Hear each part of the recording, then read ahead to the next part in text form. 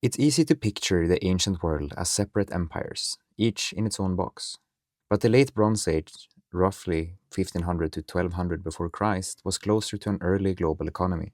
Egypt's pharaohs wrote to the kings of the Hittites, calling them brothers, a real diplomatic term used between the handful of rulers considered equals.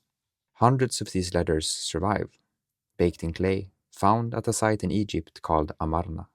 Kings traded gold, horses, medicine, daughters in marriage. They complained about late shipments, the way you'd complain about a supplier missing a deadline today. Underneath all that diplomacy sat one metal that made the whole system necessary: bronze, copper mixed with tin. Copper was easy to find around the Mediterranean. Tin, however, was not. The nearest reliable sources were in Afghanistan and as far off as Cornwall, in what's now England. Every plough, every weapon, every tool depended on raw material traveling thousands of miles through multiple kingdoms and middlemen. We have physical proof of this.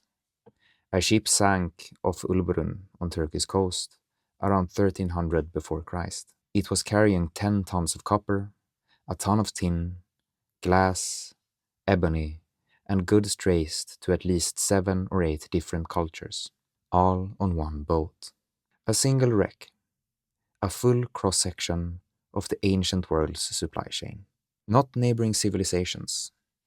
One interlocking system, trade-dependent and tightly wired. Which matters enormously for what comes next.